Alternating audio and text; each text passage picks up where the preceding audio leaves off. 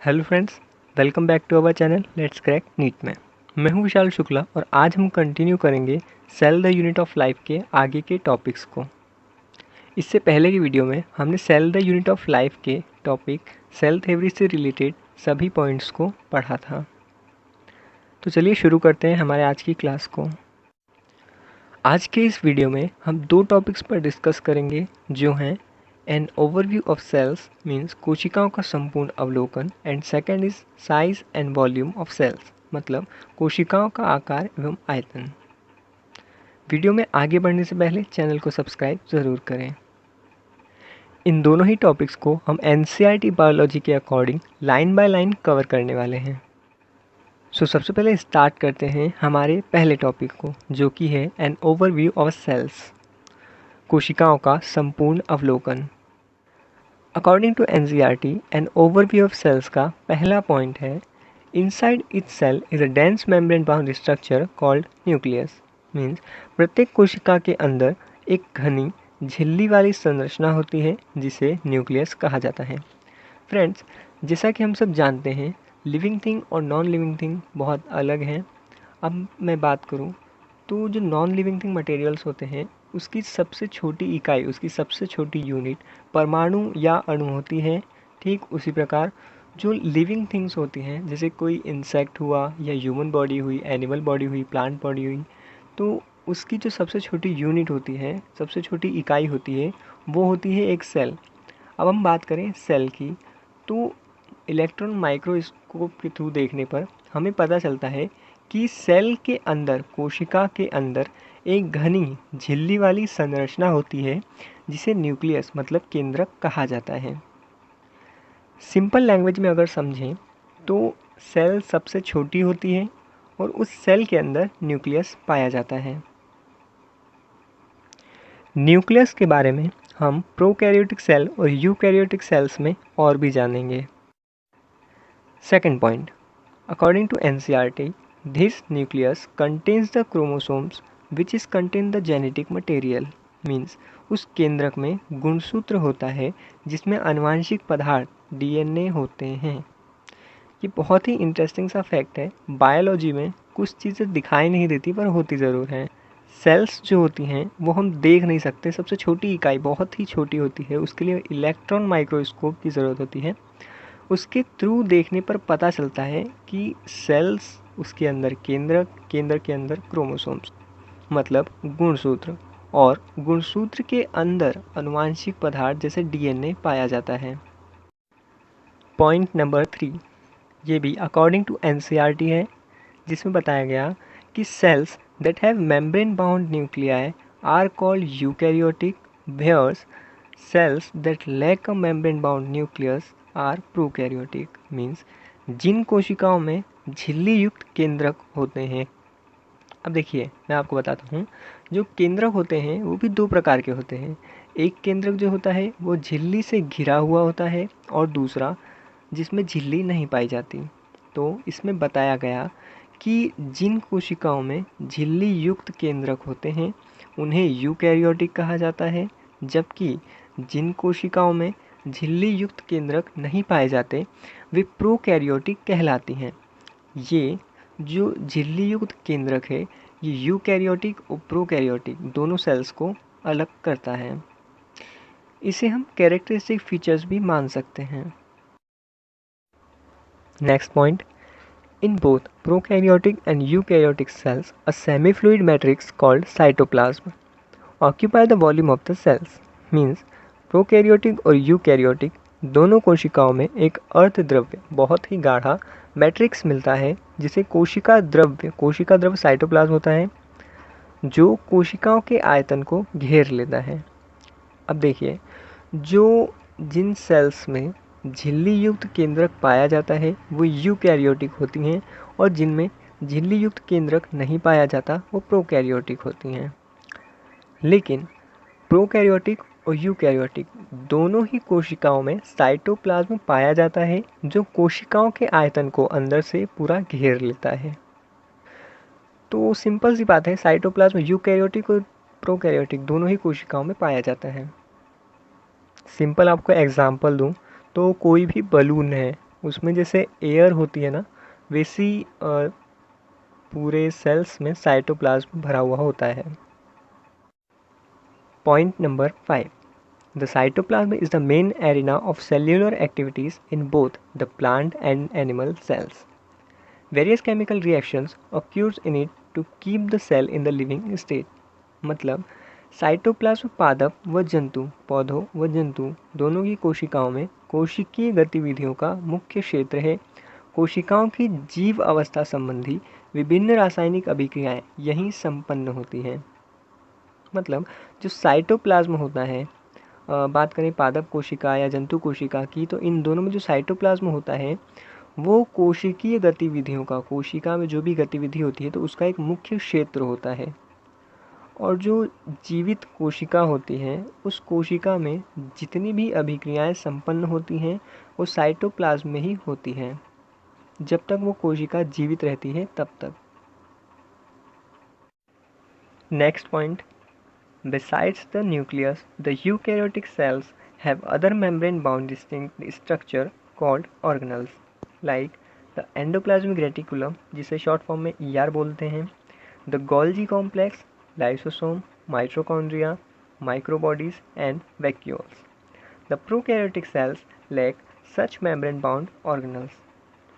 Means केंद्रक के अलावा यूकैरियोटिक कोशिकाओं में अन्य झिल्ली युक्त, मतलब झिल्ली से बंधी हुई विशिष्ट स्पेशल संरचनाएं होती हैं जिसे कोशिकांग कहा जाता है। कोशिकांग क्या क्या होते हैं? एंडोप्लाज्मिक रेटिकुलम ER जिसे हम बोलते हैं, गोल्जी कॉम्प्लेक्स जिसे हमने पढ़ा, लाइसोसोम मतलब लयनकाय, माइट्रोकांड्रिया इसे हिंदी में सूत्रकणिका बोलते हैं, माइक्रोबॉडीज और रसधानी जिसे वैक्यूल्स बोलते हैं। प्रोकैरियोटिक कोशिकाओं में ऐसे झिल्ली युक्त कोशिकांगों का अभाव होता है। देखिए ये भी एक डिफरेंस है दोनों में। जो यूकैरियोटिक सेल्स होती हैं उनमें कोशिकांग पाए जाते हैं, लेकिन जो प्रोकैरियोटिक सेल्स होती हैं उनमें कोशिकांग जैसे mitochondria, lysosome, microbodies, Golgi apparatus, Golgi complex, endoplasmic reticulum, ये सब नहीं पाया जाता है। बात करते हैं पॉइंट नंबर 7 की। Ribosome are non-membrane bound organelles found in all cells, both eukaryotic as well as prokaryotic. Means ribosome झिल्ली रहित अंगक है जो सभी कोशिकाओं में, यूकैरियोटिक और प्रोकैरियोटिक दोनों कोशिकाओं में पाया जाता है।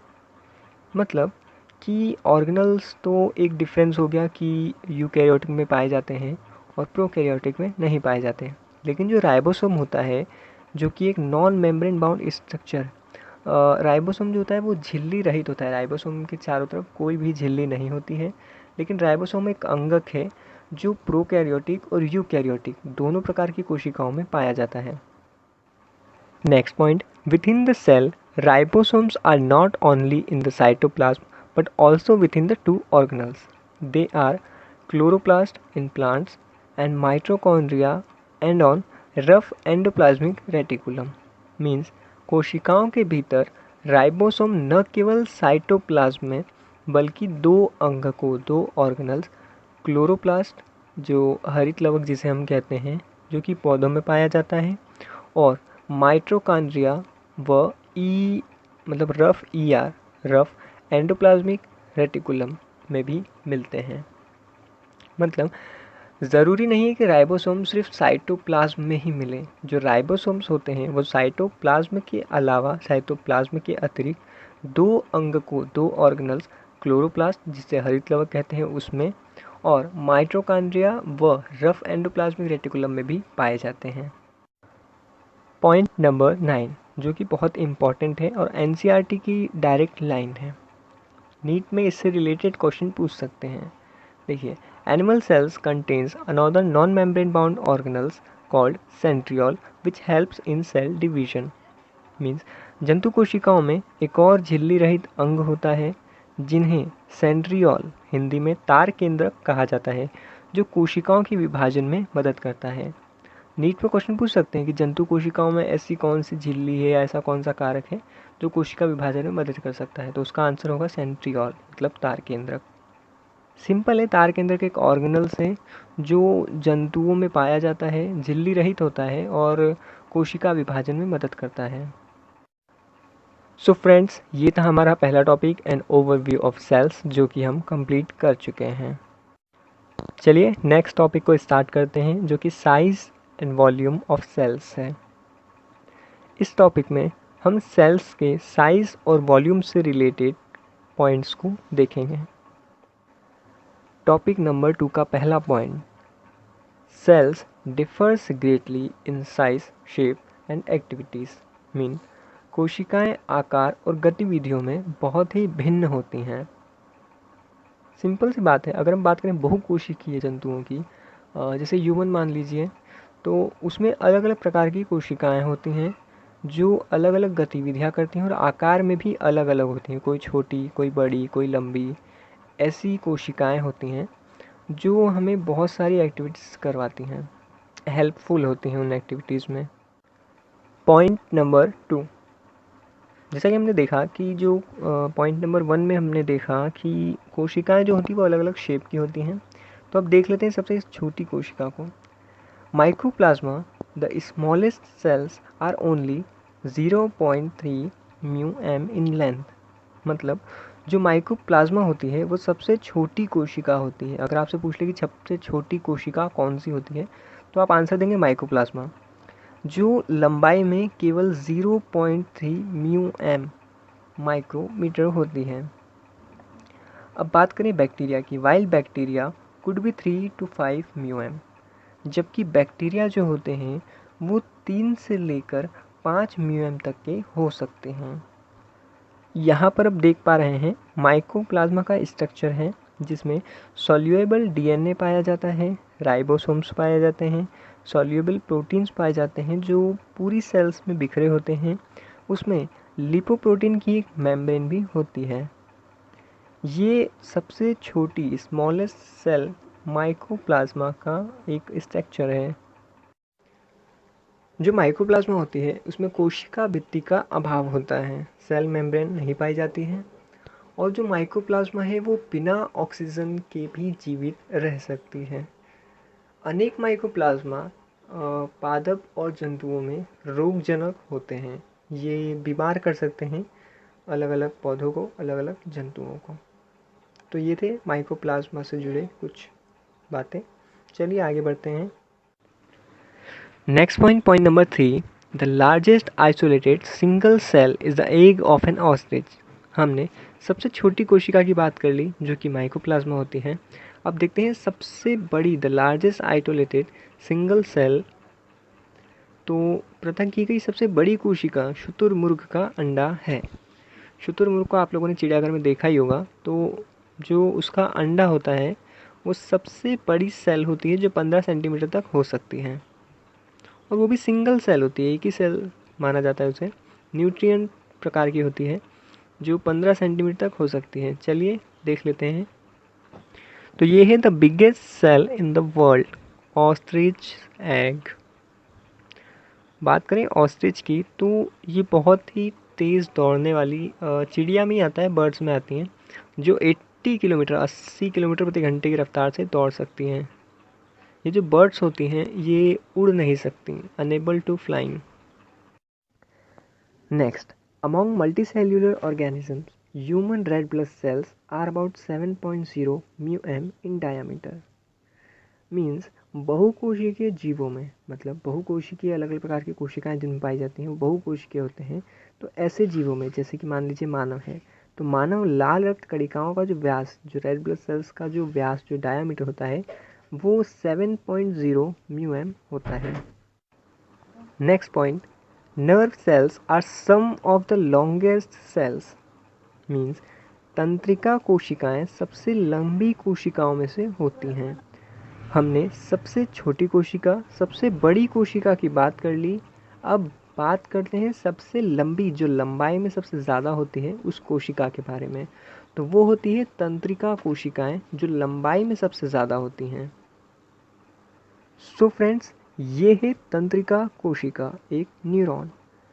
इसमें न्यूक्लियस होता है, एक्सॉन होता है, माइलिन शीथ होता है, नर्व एंडिंग होता है, श्वान सेल होता है और डेंड्राइट्स होते हैं।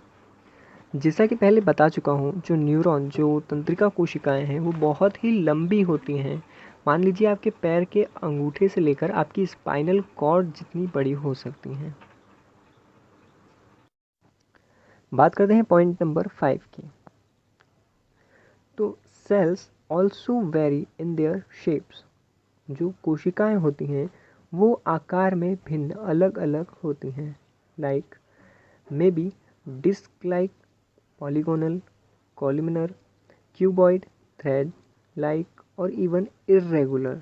जो कोशिकाएं होती हैं वो बिंबाकार, बहुभुजी, स्तंभी, घना धागे की तरह या असमाकृति, मतलब जिसकी कोई आकृति न गोल न लंबा, तो ऐसी अलग अलग तरह की कोशिकाएं पाई जाती हैं एक बहुकोशिकीय जीव में।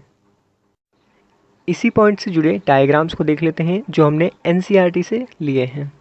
देखिए, रेड ब्लड सेल्स जो होती हैं वो राउंड होती हैं।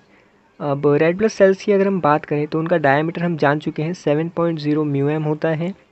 रेड ब्लड सेल्स में हीमोग्लोबिन ऑक्सीजन कैरी करने के लिए बात करें रेड ब्लड सेल्स की, तो सिंपल सी बात है, उसमें न्यूक्लियस नहीं पाया जाता। उसमें हीमोग्लोबिन और ऑक्सीजन को कैरी करने के लिए enough and enough space available होता है। वाइट ब्लड सेल्स की अगर हम बात करें तो वो अमीबॉइड होती हैं, इर्रेगुलर जिसे हम बोल सकते हैं, जिसका कोई शेप फिक्स नहीं होता। बात करें एपिथेलियम सेल्स की तो वो कॉलमिनर होती हैं, जैसा कि आप सब देखते हैं वो कॉलम वाइज हैं और उनमें जो बीच में आप देख रहे हैं वो उनका न्यूक्लियस है। सेल्स में न्यूक्लियस पाया जाता है, बताया था मैंने आपको। देखिए, नर्व सेल की अगर हम बात करें तो हमने बताई था कि लॉन्गेस्ट सेल्स जो होती हैं, जो लंबाई में होती हैं, वो नर्व सेल्स होती हैं। अब ट्रैकाइड जो इलोंगेटेड होती हैं, जो साइज अपना चेंज कर सकती हैं। मेसोफिली सेल्स राउंड एंड ओवली होती हैं। आप देख सकते हैं राउंड मतलब गोल भी होती हैं और ओवली अंडे के आकार की भी हो सकती हैं। फिगर आप देख ही रहे हैं, 8.1 diagram showing different types of the cells. Point number 6. The last point of this topic are the shape of the cells may vary with the function they perform. कोशिका का आकार उनके द्वारा किए जाने वाले कार्य के अनुसार भिन्न मतलब अलग हो सकता है। जैसा कि मैंने आपको बताया था, जो न्यूरॉन्स होते हैं, डेंड्रॉइड्स न्यूरॉन, तो वो जो होते हैं वो सेंस प्रदान करते हैं। हमारे तंत्रिका कोशिका, हम जानते हैं कोई भी मैसेज वगैरह पहुंचाना हो हमारे ब्रेन को तो तंत्रिका कोशिका द्वारा पहुंचाया जाता है।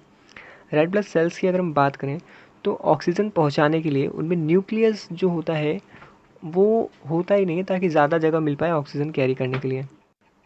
आज की क्लास में हमने दोनों टॉपिक्स को कवर कर लिया है और हम दूसरे वीडियो में आपके लिए prokaryotic cells and eukaryotic cells जैसे टॉपिक्स को कवर करेंगे, जो कि मोस्ट इम्पॉर्टेंट है। सो फ्रेंड्स, आज के लिए सिर्फ इतना ही। अब मिलते हैं नेक्स्ट वीडियो में। हमसे जुड़े रहने के लिए चैनल को लाइक, शेयर और सब्सक्राइब करें। Thanks for watching. जय हिंद, जय भारत।